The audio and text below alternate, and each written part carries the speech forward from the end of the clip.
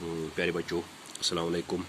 Class 9 subject Urdu, درد کا مارا، اس کا 5واں حصہ۔ کچھ سمدہ کی فنکارانہ مہارت کا کرشمہ تھا کہ کچھ اس کی انتھک محنت کا نتیجہ تھا، اور کچھ اس کی سادگی پسند طبیعت کا اثر تھا کہ سمد اینڈ سنز کی دکان ایسی چل نکلی کہ بنڈ کی بڑی بڑی دکانیں اس کی روشنی کی چکا چوند سے ماند نظر ہونے لگی۔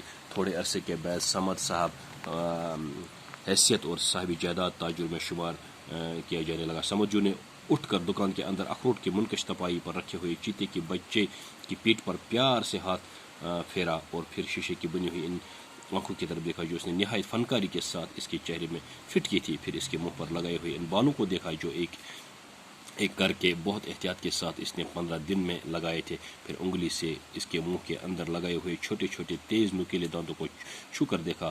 ہاں، واقعی چند قدم کی دوری پر ہر دیکھنے والے کو چیتے کا یہ بچہ ایسا نظر آئے گا جیسے ابھی یہ اپنا داہنا پنجہ آگے بڑھائے گا اور جس لگا کر اس اخروٹ کی تپائی سے کود پڑے گا۔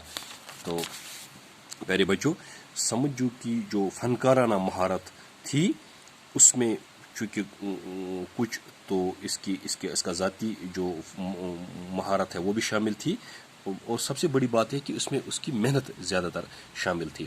اور ایک اور بات کہ وہ سادگی پسند طبیعت جو ہے وہ اس کی وجہ سے بھی سمجھو کہ جو ماہرانہ زندگی پر اس کا بہت اثر تھا۔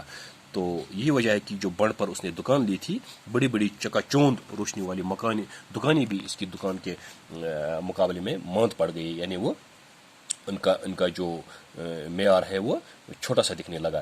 تو کچھ عرصے بعد دیکھتے دیکھتے سمجھو صاحب جائیداد تاجروں میں شامل شمار ہونے لگے۔ تو ایک دفعہ کی بات ہے کہ سمجھو اٹھ کر دکان کے اندر اخروٹ کی منکش تپائی پر رکھے ہوئے تھے، یعنی اس نے چیتے کے بچے کی جو ہے ایک اپنے ہاتھ سے اس کی منکش یعنی نقش نگاری کی تھی، اور چیتے کے بچے کی پیٹھ پر پیار سے ہاتھ پھیرا، اس نے اس پہ ہاتھ پھیرا۔ پھر شیشے کی بنی ہوئی آنکھوں کی طرف، یعنی شیشے کی آنکھیں جو اس میں لگی تھی، اس نے نہایت فنکاری کے ساتھ اس کے چہرے میں فٹ کی تھی۔ پھر اس کے منہ پر لگائے ہوئے بالوں کو دیکھا، یعنی جو شیر کے بچے کے منہ پر لگائے بال تھے ان کو دیکھا۔ تو ایک ایک کر کے بہت احتیاط کے ساتھ اس نے 15 دن لگائے تھے اس شیر کے بچے کو بنانے میں، اور مہارت کی اتنی انتہا تھی کہ جیسے دیکھنے والے جو جب دیکھتے تھے تو ان کو لگتا تھا کہ ابھی یہ بچہ اپنا داہنا پنجہ آگے بڑھائے گا اور جس لگا کر اخروٹ کی تپائی سے کود پڑے گا۔